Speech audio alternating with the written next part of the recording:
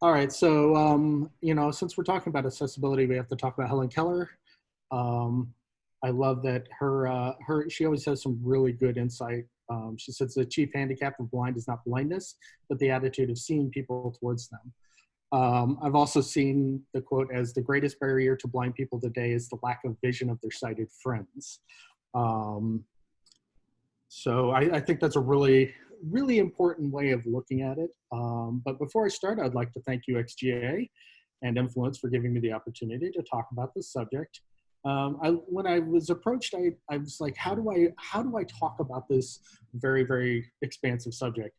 And I really said, these people know probably design better than I do.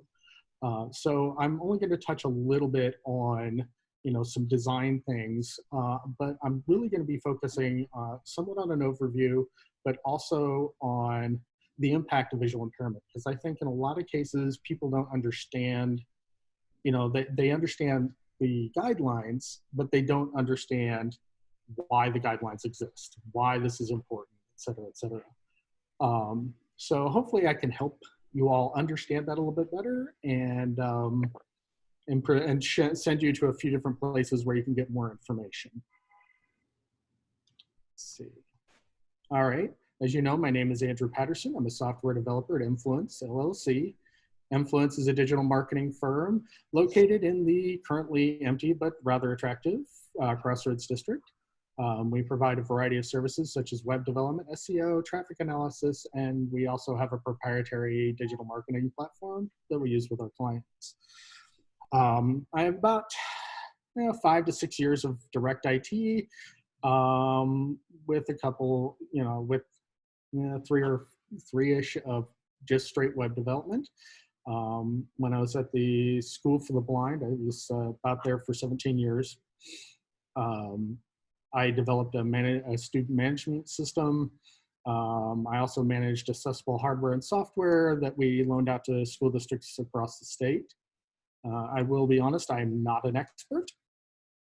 I'll be honest, I'm not an expert, but I do, I think, bring a unique perspective to that most people won't get. When I was at the Johnson County Library and the web department, I was part of a committee dedicated to looking at the county's web assets and setting an actual standard for the county. They didn't have a county standard. And one of the things they realized is that retconning everything would take more staff time than was available. And I'll get into more of that. So, important thing, don't start at the end. All right. So why is accessibility important? If you look at these stats up here, we have about 3% of Americans are blind. 8% of Americans have difficulty lifting or grasping. 6% have cognitive or mental impairments, and 3% have hearing impairments. And you can see I have some sources there. This equates to 56 million people, or 19% of the population. To put it in more digestible terms, that's 1 in 5 people who have impairments that affect their ability to access the internet. These people are also often underserved in social programs. According to the US Bureau of Labor Statistics, the unemployment rate was 7.3%, or double that of non-disabled people in 2019. Currently, the employment rate for all Americas right now, at least when I was doing this, was 14.7%, unless you're on staff at the University of Missouri, Midwest, or whatever the place was that you worked at, at which point it's probably a lot higher. If you realize that the unemployment rate for disabled people is about double that of non-disabled people, you're talking 28, 30% of disabled people right now. Also, the pandemic has further isolated this group, as many have underlying medical issues that make them at-risk population. The internet is a source of information, jobs, entertainment, and social interaction. If your site isn't accessible, your site is unusable by 20% of the population. So, also another thing, of those 56 million people, over half are over the age of 65. So that's another another thing to consider. I sent out a questionnaire. I got a few responses. I was looking for people who used accessible software. And I saw this one. This was an interesting quote. Persons with disabilities are looking for a level playing field. So is everybody else. The internet is no longer a luxury. It is a necessity to do anything in life. And that is absolutely true. That was my experience back in the 90s at the School for the Blind and the Resource Center where I worked. And that's still true today. One of the things I picked up over the years was that like 70% of all learning is visual. And I believe if apart from print and radio, most of your advertising is visual, unless you're at Krispy Kreme or the perfume aisle at Macy's. I did find something really interesting during my research. A group of researchers used an intact guinea pig retina, and they were able to estimate the human retina can process and transmit data to the brain at 10 megabits per second. And that explains why The Lord of the Rings takes about 15 hours to watch. I can only imagine how long it takes to download. All right, so definition of legal blindness. I'm focusing mostly on legal blindness as that's a really, although it's only 3% of the population, it's still one of the ones that affects your use of the computer. There are other types of disabilities, that restrict your ability to use a mouse and to use keyboards, and there's accessible equipment for that. But vision is, as you saw, is really important. So understanding what legal blindness is important. So it can be a total loss of vision. A lot of people assume that if you're blind, you can't see. That's not the case. Only a small portion of legally blind people have some sort of vision. In addition, there are many people who fall outside this definition of considered visually impaired. So you can have significant vision issue, but not be considered legally blind. And if you're not considered legally blind, you're not a candidate for services. So total loss of vision, 20 over 200 corrected vision. That means with glasses or contacts or any kind of vision correction. Visual field restriction of 20%. And it can be, sometimes you can just see light and shadows. So if you want to know more, the AFB has information on low vision and legal blindness and some of the terms and descriptions. I encourage you to go there. Okay.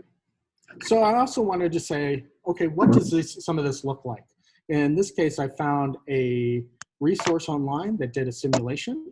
This is kind of what retinopathy looks like. This is actually a pretty extreme case of retinopathy, but it's, as you can see, you can make out a little bit over here. You have a tree and a couple cars and I think a house in the background. Glaucoma, it gets even worse. Imagine trying to browse the web with that without any help. And then a cataract, for those of us with glasses, if I take off my glasses, the world gets blurry. And if you really want to see what you're looking at, that is my neighbor's house. So this is, all three slides are the same view, just with different effects layered over them. And I will provide a site simulation. There's a slide here with the link on it. All right. And here's another quote that I thought was interesting. I get that multimedia is catchy, but if your website insists on blasting me out of my chair with video content loud enough to drown out my screen reader so that I can't read the article I've found, I'm gone. I think that's really important because, we do have websites that have media loading or ads loading that have audio. And if you're reliant on a screen reader, that audio is going to interrupt it.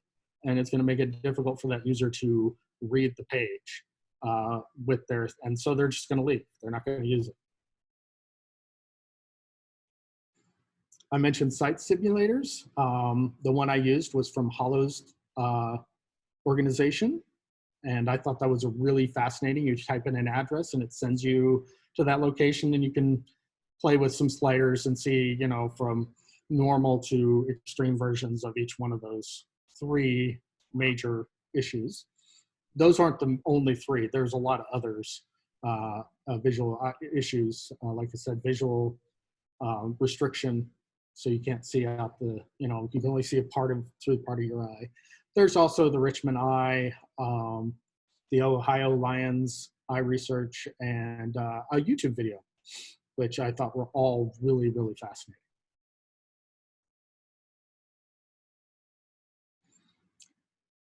So when Apple released its monitor stand for a ludicrous $1,000, I know a lot of people laughed and rolled their eyes. But imagine spending another extra $1,000 just to use your computer. And that's what can happen with accessible hardware and software. If you want an e-reader, they can cost up to $2,500. And some of those just only read EPUB, and that's about it. You can't do Amazon, you can only do EPUB. They read, a lot of those will read what are called Braille files, which are special files that have to be entered from the text. These have to be generally hand entered. My mom is a Braille transcriptionist, is a volunteer, and she does Braille transcription for schools. It is a long and drawn out process if you want something to actually be usable.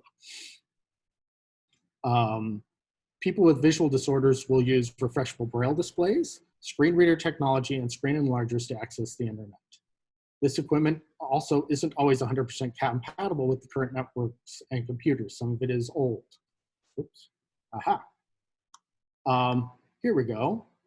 A fun fact, and this is something that blew my mind when I found out. The most popular cell phone for accessibility is the iPhone.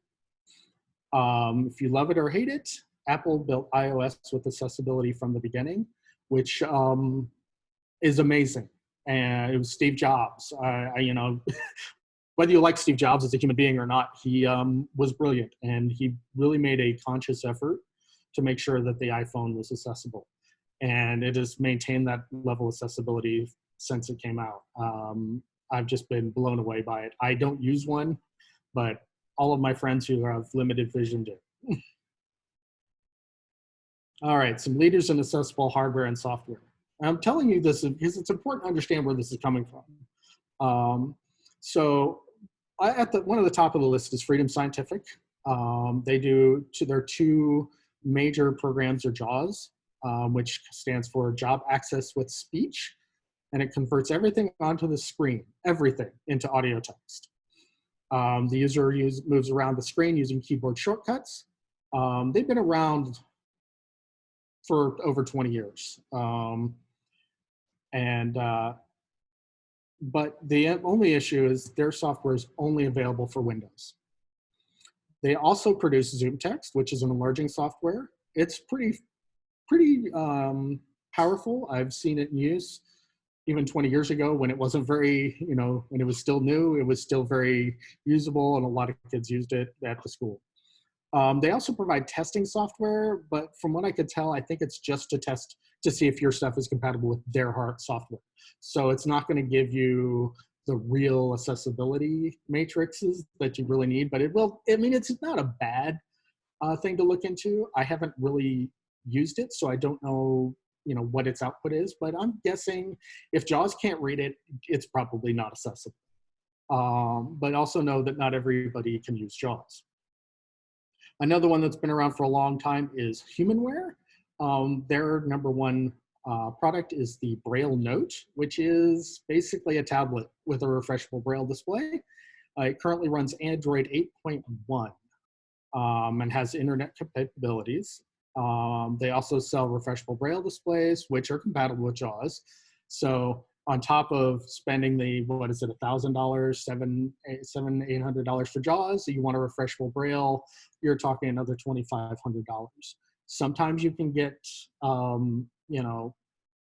different social programs to help pay for that. Sometimes you just have to pay out of pocket. It does also, their refreshable Braille also works with the native iOS software, which is very, very cool. Of course, and last on here, Apple has been on the forefront of accessibility since the iPhone came out. As I said, Steve Jobs saw an opportunity and worked with the blind community to develop the iPhone with accessibility native to it. It's very easy to start. You don't need a third person to say, hey, here's how you type it in and start it up. It just literally, you can start it with accessibility already. Because of this, the iPhone is the most popular phone used by blind and low vision people today. Google has gotten into the accessibility game, but they're a little bit behind because they didn't start off right away. Windows has to have accessibility features built in, but my understanding is it isn't that good. It does not work as well as JAWS or zoom text for screen reading and enlarging, and I see Andy G nodding her head. So yeah, there are others out there, but these are the ones that I'm most familiar with, and these are the ones your users are going to be using. I'll just jump in to say that in general, as a visually impaired person, Apple is miles away. I've used several different technologies. Apple is miles ahead of the game as far as accessibility natively built in goes. Yeah, and I agree with you on that one. That was even, you know, when Apple iOS came out with the MacBook, it was still a little bit lagging behind Freedom Scientific's JAWS for reading, but I'm sure they've improved it since then because that's what they do. All right. Okay, now I have a little video to play for y'all. This is a video I found. I wanted to show what JAWS sounds like. I think I have to turn on my audio though, so give me a second while I make sure my computer audio is on. It's hard to tell. Where is it? There. Let's see. I forgot to do this when I started. Let's see. Screen sharing audio. 1 second. I apologize. I should have set this up already, and I can't remember how I did it.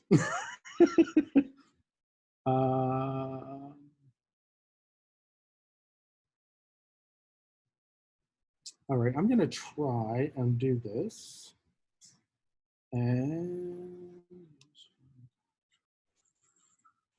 okay, so if you can't hear this, just say something.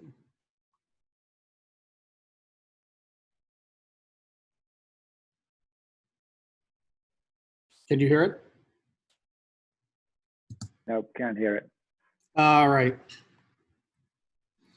Give me a second. I apologize. I should have made sure that was on before I started. Let's see.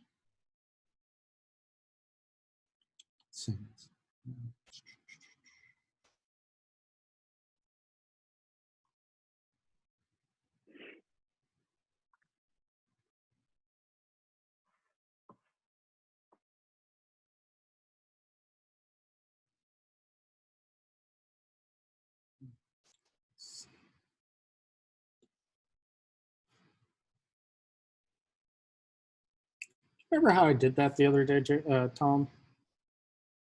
I don't. You're running a Mac, aren't you? Yes, I am.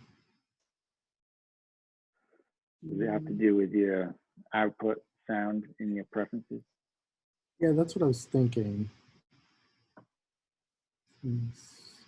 There's if you go down to the mute button and click the up arrow, you can switch all your speakers. All right, let me. Okay. Oh, there it is. I couldn't find it. That's right. Audio settings. Here we go. Great accessibility. Mm-hmm. You got it? Maybe. Oops. Oh, there it is. Share computer sound. It was under the more. Okay, here we go.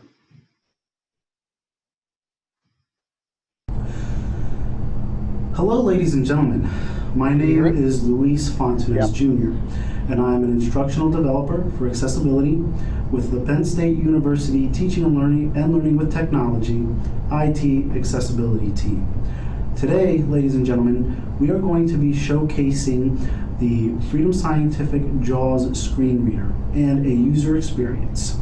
Now, before we get started, I would just like to say that these will not be tutorial videos. If you are looking for those things, we will be posting links in the description that will accompany this video.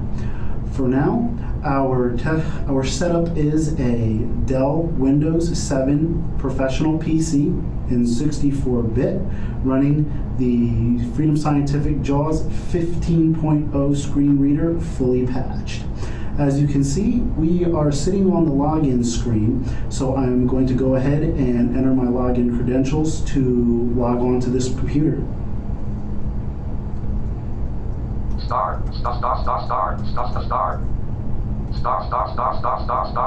Enter. Okay. I'll just give it a moment while my machine populates on the desktop here.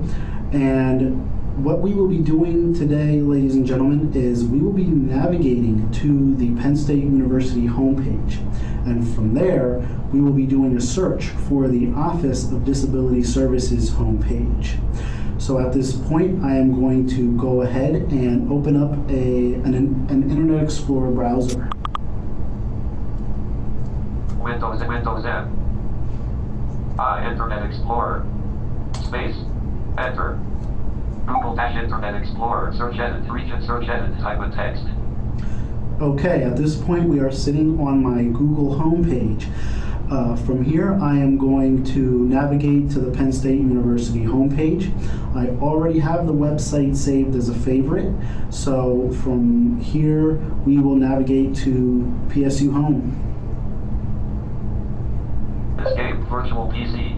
Menu bar file to navigate. Press left or right arrow F.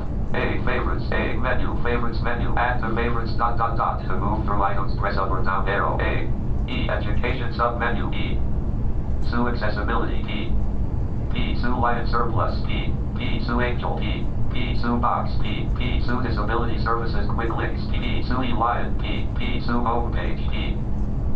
Enter leaving menus. Who's hack page. Search edit. Penn State-A Public Research University serving Pennsylvania and the global community. Search Penn State-A Public Research University serving Pennsylvania and the global community. RSS leads, 9 regions, 14 headings and 49 links. Penn State-A Public Penn. Okay, at this point I've gone ahead and killed the speech. So as you can see, he was using Internet Explorer. It's because, you know, it's native to Windows.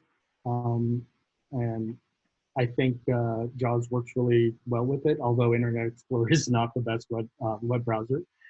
He is using an older version of Windows. I wanted to you to hear what the user is hearing. And it may sound kind of gibberish to regular users, but to someone who is 100% blind or reliant on a screen reader, that's their world. That's how the internet sounds to them. That's how the menus sound to them. And you notice it said PSU, PSU, PSU. It doesn't, you know, screen readers don't always do acronyms very well. It reads it like a word. And I don't know if that's improved over the years. Like I said, I think this video is a couple years old. Also note that a lot of experienced users will not have their speech so slow. I knew a kid when I was at the School for the Blind who had it so fast it sounded like gibberish to me, and I have pretty sensitive ears. So I'm showing you this to you all because I think it's important to understand the context of accessibility. You know, I want to make the user human. I want it to be real. I want you to see what they see in a way. But obviously, as a sighted person, there's only so much you can understand because you don't live their world. You don't live with what they live with. But the important thing is to try and make sure that you are doing the most you can. So the big question is, when do you start thinking about accessibility? And it's now, not later. The sooner you plan for it, the less it'll cost. Not just in staff time, but even possible litigation. Yes, people do get sued. Specifically governments. Just like planning for scalability, accessibility should be considered during all phases of the project from planning to deployment. So when you start a project, one of your first things is, how do we make sure this is accessible? Earlier, I may have mentioned Johnson County. One of the things we came across in the committee was the court system had an extremely daunting task.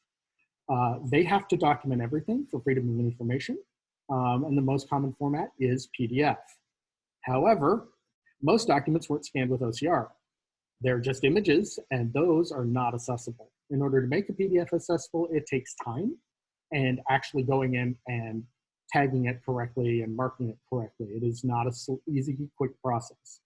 And we're not talking just a handful, we're talking thousands and thousands and thousands. Every court record, every court case, lawyer documents, police reports, everything that is available to the public has to be accessible. JOCO had asked, the courts had asked people to provide accessible documents. They're not gonna do it though. I mean, lawyers are too busy, courts are too busy, police are too busy, they don't have the staff, they don't have the time, they don't have the money. There are ways around that. In the case of Johnson County, they were able to avoid the massive litigation nightmare by indicating they would provide accessible versions upon request. So it still takes staff time, but you don't have to require everything. It's better if you start at the beginning, but then sometimes in the case of PDFs, avoid them if you can, or provide textual versions or accessible versions of that same content. Don't use PDFs for content, only. Found another quote. Everyone depends on their phone for access to web contacts, etc. Easy use is important for those not tech savvy or familiar with computer programs, websites, or programming. That's the other thing. As designers and as a programmer, we see the world through code. Most users aren't going to do that, and we're not just talking about older people. We're talking about younger people. So it's important to understand most of your users are not going to have the technical knowledge to to work around the problems that you have. I love this picture. It's the corner of Lost and Confused. As some of you have delved into accessibility, it can be very daunting. There's a lot out there, and mistakes can result in revenue loss either from reduced traffic or litigation. But in the words of Douglas Adams, don't panic. After all, it isn't rocket surgery. That wasn't his, but I still love that quote. I'm sure some of you have heard of the Web Content Accessibility Guidelines. WebGAG 2.0 was released in 2008, and 2.1 was released in 2018. If you've ever looked at it, it's a lot. It can be very overwhelming. I know somebody said I was just doing it by myself. I don't recommend that. I recommend, setting up groups and working together as a group to really understand it. UXGA, is a professional group of designers working together to understand these guidelines and provide best practices is a good idea. There's things you can get familiar with though. So, don't think you have to know everything. There are 3 levels of success for each guideline, of which there are 12 to 13 guidelines. And if this is all rehashed for some of you, I apologize. The 3 levels are A, AA, and AAA. One thing to know about these guidelines, they are guidelines, they aren't laws. However, there are laws. And one of them is if you or one of your clients is bound by Freedom of Information Acts, you could be sued for not being compliant at some level, because that is a law, is providing access. So that's something to consider. Even if you yourself are not bound by those laws, someone you are working for or working with could be. And it's important to maintain that accessibility as you create content, as you look at, at things. People have sued states. They've sued local governments and won. And it's cost a lot of money for a lot of people. That's why Johnson County created their task force committee. I was no longer on the web team during some of the implementation, but I know that it was a lot of work. That's just why you want to start early with accessibility and not wait, because the more content you have, the harder it's going to be to fix it.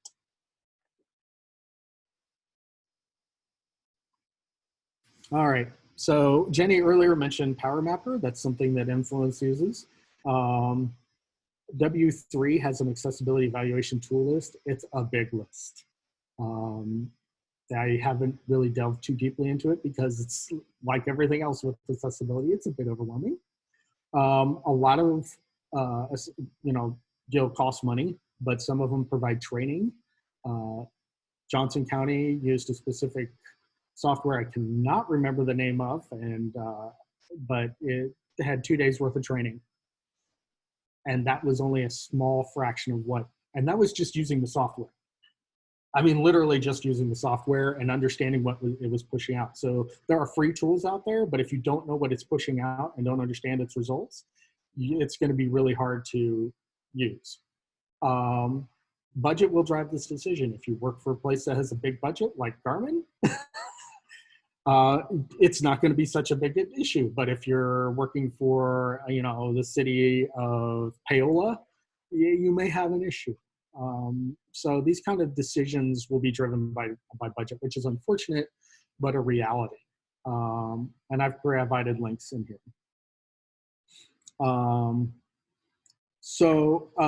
How these software works, if you've never used them, is they crawl the code of your site and they basically point out where you're not accessible. There's a caveat.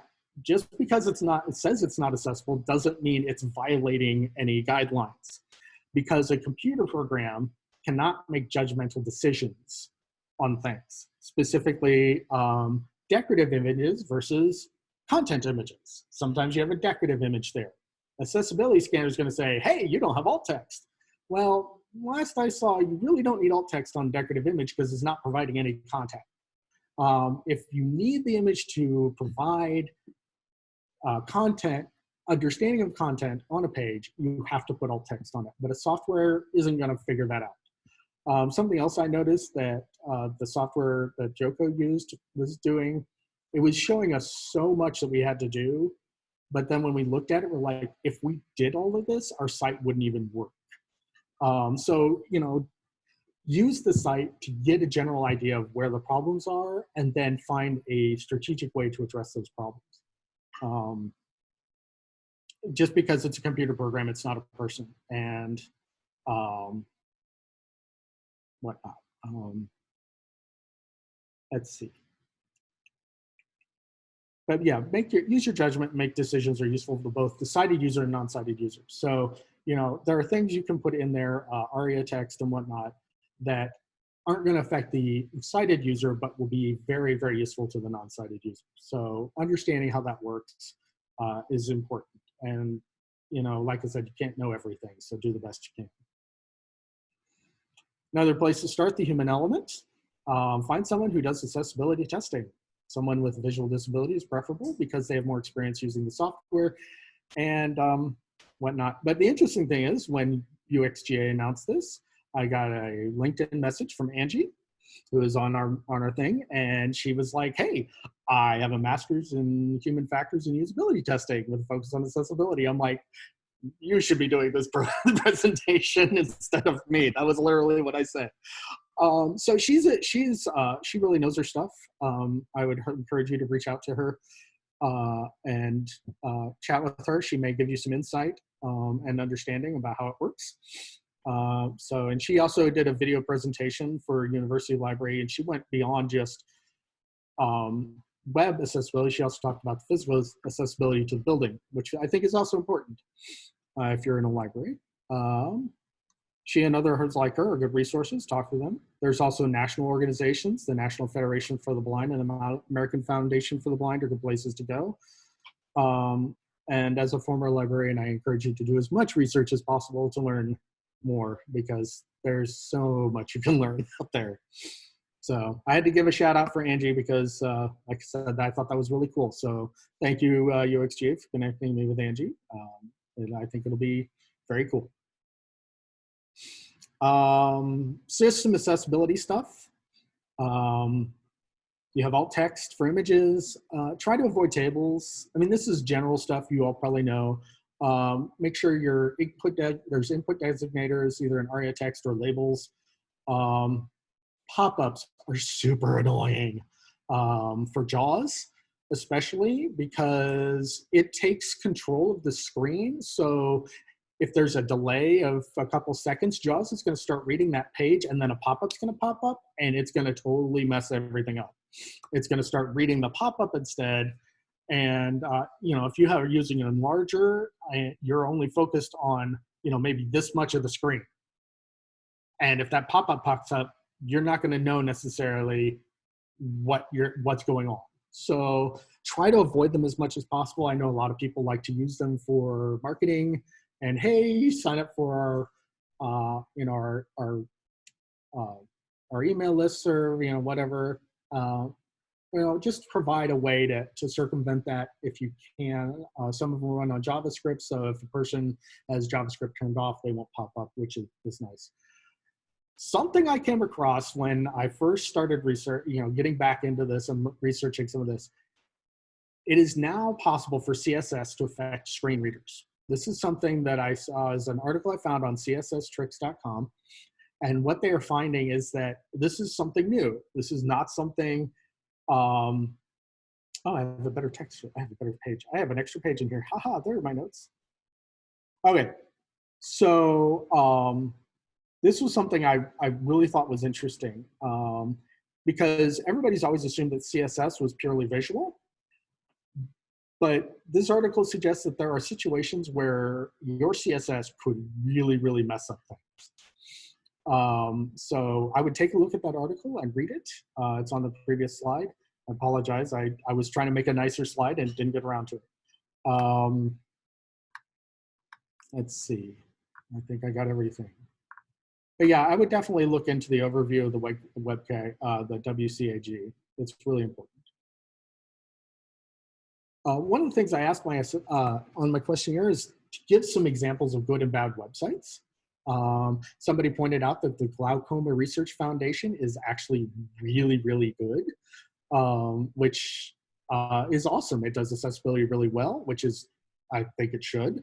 Also, apparently Bing is easy to navigate. That surprised me because Microsoft has not been the most accessible, but they have done it. YouTube also has done some really cool things where it's easy to move around to the different areas. You know, I think somebody mentioned that the proper use of header tags to provide a hierarchical structure makes it easier to navigate via keyboard. So use the header tags correctly. You know, H1s above H2s above H3s. Don't use an H3 instead of an H1. Those kind of things, because it'll make navigating your site a nightmare. So bad sites, social networking, notoriously bad. I think that's partially because of how they send output. You know, it's a constant stream of information, and I think it's harder for non-visual users or people using accessible software to keep up with the data flow. And I'm not sure there's a whole lot they can do about that. When I was working at the School for the Blind, somebody had created a basic chat room for blind-only users, but there wasn't a lot of security on there, and it just was hard to keep from exposing children to inappropriate content.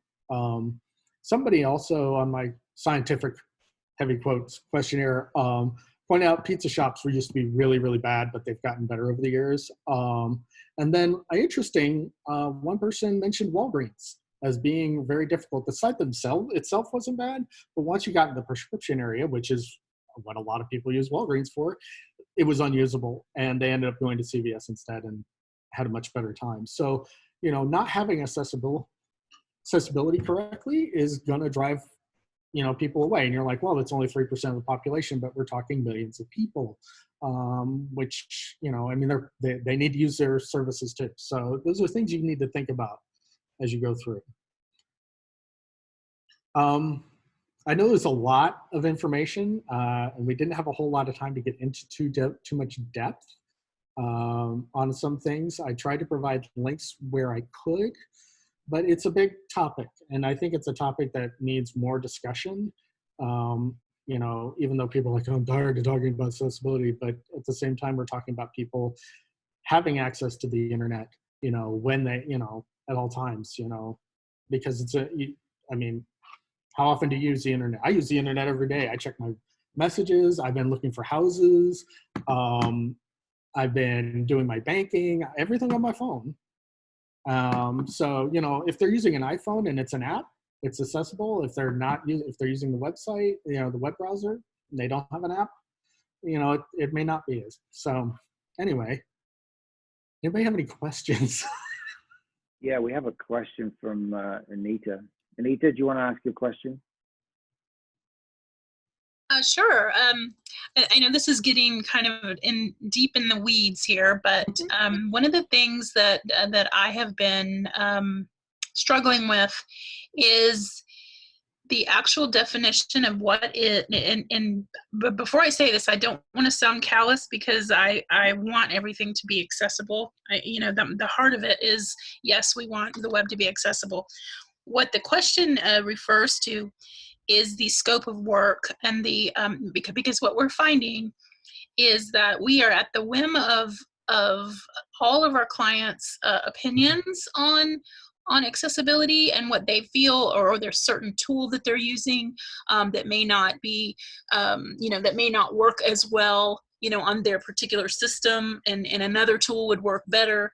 So we're finding that there's a lot of ambiguity regarding what it is that we are like liable to do, because you have to start somewhere, and everyone's so afraid of litigation. And what I would like to see is actually some type of I know I'm familiar with the guidelines. I'm familiar with WCAG. I'm familiar with, and there's a lot of ambiguity in it, and there's a lot of things that are open to interpretation as well. And like you said, it's not all cut and dry as far as what works for your site, what you're trying to do with your information, that kind of thing. So what my question was is, do you have any guidelines or resources that point us to real legal things that we have to do, because or we'll have litigation thrown at us? Like, is there a standard? No, there is not a standard, and that's part of the problem. The best thing you could do, like I said, I have a slide where it's talking about avoiding tables for displaying content unless you absolutely have to use a table. Put alt text on images when they require, these kind of things are reasonable accommodations. The other thing you can do is actually have a section of your website that talks about what you're doing to maintain accessibility. It's a CYA thing, but with the case of the Johnson County, we couldn't find any. Most lawyers don't understand accessibility. Right. Most government employees don't understand accessibility. So even the federal government doesn't understand accessibility. And Angie, correct me if I'm saying something wrong. So just talk over me. So I think legally there isn't a standard. The WCAG is a good place to start, but like I said, there's only so much you can humanly do. The important thing is to do the best you can. I think we're developing standards.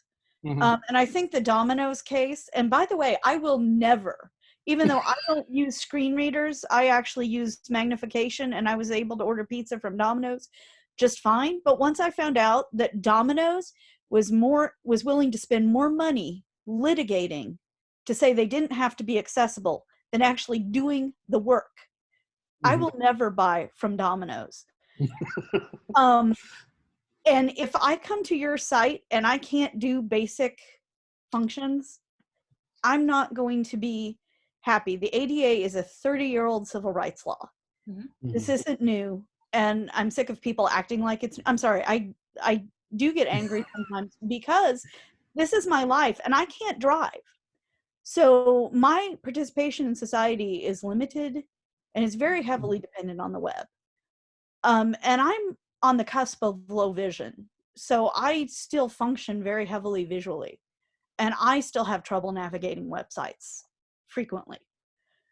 So the first thing you need to do is make sure that a user can do the essential functions of your website. If it's ordering pizza, then somebody who uses every type of assistive technology should be able to order pizza.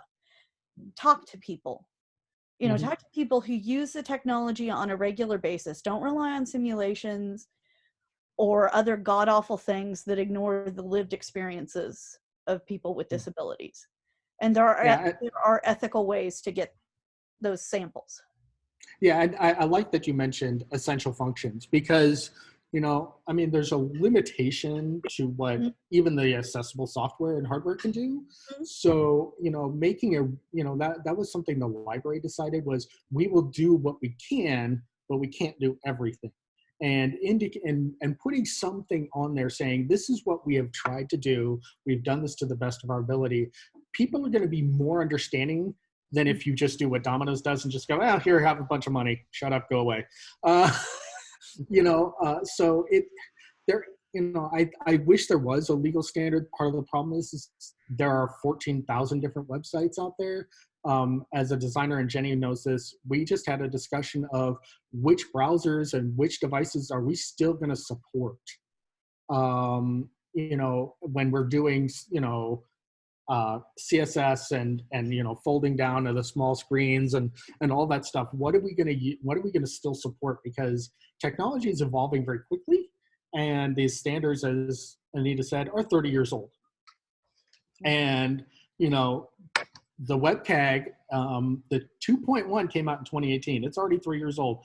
And if you think about what's happened in the last 3 years technology-wise, no mention of VR in it, no mention of lots of things in it. So it is already behind the times, and it's not possible, I think, to stay at the forefront.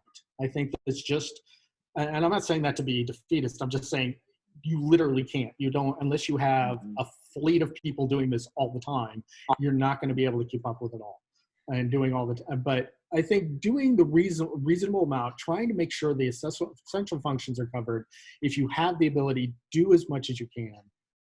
Think about the end user, connect with people who do this, connect with people who understand the technology from a first-person experience. You know, as you saw, I mean, I don't think any of you have probably ever heard how JAWS works or even heard of JAWS before today. If you have, great. But, you know, until you've heard, I mean, when he was typing his password, he's hearing star, star, star, star, star, star, star, star. I don't know about you, but when I'm typing and having someone talking in my ear is kind of hard. So, you know, just, I wish I had something to say, here, take this. This is what you do. So we have probably time for one more question. Is anybody else? I'm so sorry. I've talked. Want to jump in? No, you're fine. This is great. I've got a question. And this is one that I've tried researching over and over again, but it seems to fall into one of the gray areas regarding like everything else. Yeah. It's color contrast ratio. I use tools like WebAIM and like Google Lighthouse for review. But like there are certain colors that will never pass color contrast ratio with white, but it seems to be, from an able-bodied, able vision perspective, harder to read when you swap out the white text for the black text.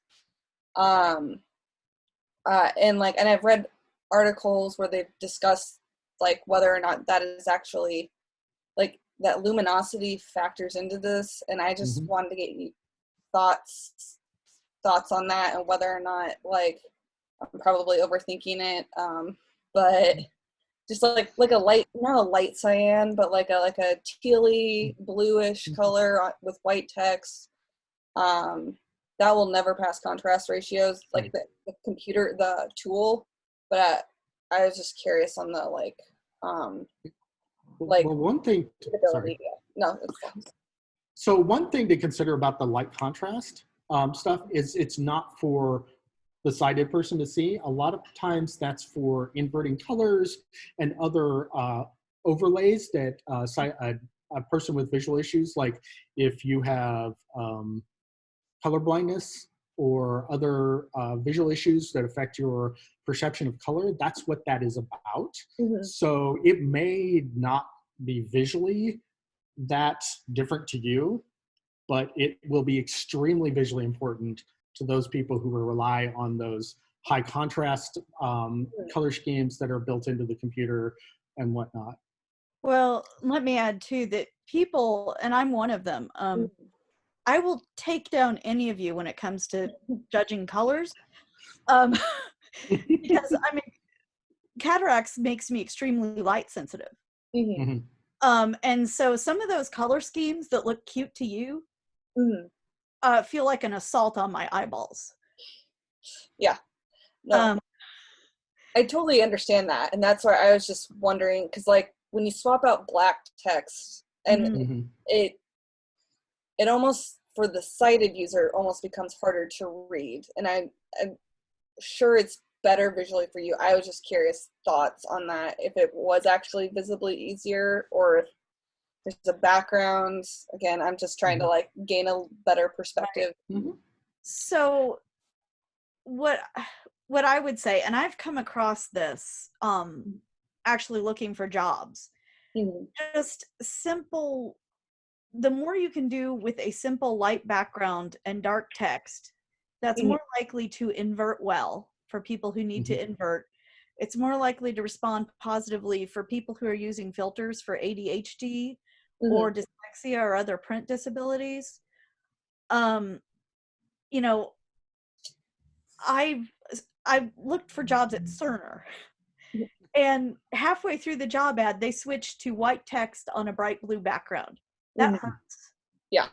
For the love of God, please don't do that. I don't care how good you think it looks. And it makes me, you know, like I said, I'm looking for jobs. I'm thinking of applying for this company. When you do something like that, as a human being, it makes me feel very unwelcome. And like, why would I want to mess with this if they are literally causing me pain before I've even talked to anybody? So try to keep things consistent is, I think, one of the things you're saying, Angie. If you're going to use a color scheme, use it.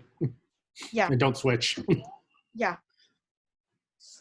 Yeah, sorry if I sound preachy, but this you know, it's really easy to get you know, and that, I'm so glad you were able to join us, Angie, because as a sighted user, I don't have these issues. You know, I don't need filters. I turned the lights on in here so you could see, but normally I keep the lights low because I do have some light sensitivity, sensory stuff going on. But, you know, there, even as a sighted user, there are sites that I pull up, I'm like, oh dear God, please stop, please don't do this. And I think it's just, you know, be consistent with your color schemes, try not to have anything too glaring, and use things like WebAIM to make sure that your ratio is right, because for a user using the accessibility filters, it's gonna be the difference between usability and pain, discomfort. Yeah. Well, if there's one point that I can get through designers' heads, and it was a hard lesson for me to learn as a designer. I started out as a print designer.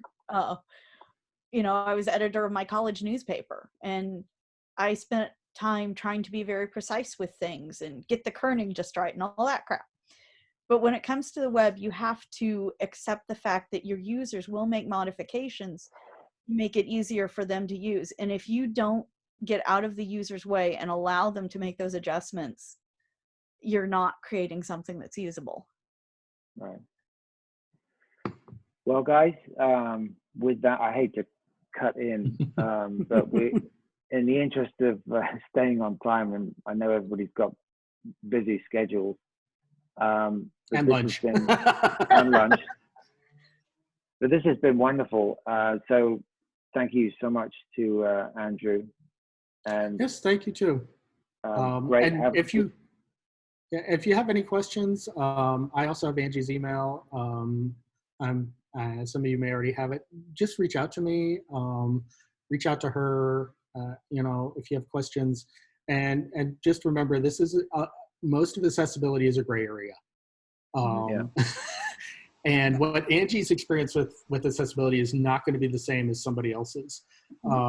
You know, they say with like autism, if you've met an autistic person, you've met a single autistic person. I think that's true for vision or any other disability. If you met somebody with a disability or, you know, a visual issue or a physical issue, you've met one person like that. So it's a spectrum, as with all things, and do the best you can. And people people will understand if you don't get it perfect. Yeah. Well, I think this has been a great overview, and thank you. Like I said, we'll have the recording available on our website, and we'll let you guys know when that's available to download. So thanks again for coming. My name is Tom Morse Brown. I'm one of the communications directors here at UXPA. We have a few other board members on. Lars was on, he's also on communications. Anita's there, she's on operations. And Jason, I think Jason's still on. You're still on, Jason? Maybe not. Jason is over events. So, we're at UXPA Kansas City, we're constantly looking at ways to resource the UX community here in town. And we have, we're like I said, we're constantly looking at new ways. So if you guys, have got subjects you want more info on, then we're interested in creating events and networking opportunities that really serve what you're doing. We have big vision for Kansas City, and for it to become a place for really good UX. So stay in tune with us on LinkedIn, on our website. We'll be pushing out more events. And if you've got any comments and suggestions, then please reach out to us at Gmail. That's on our website. We're currently revamping our website and making it more accessible to all. So thanks again. This has been great. And we will see you guys soon. Thank you so much. Y'all have a good day. You bet. Thank you.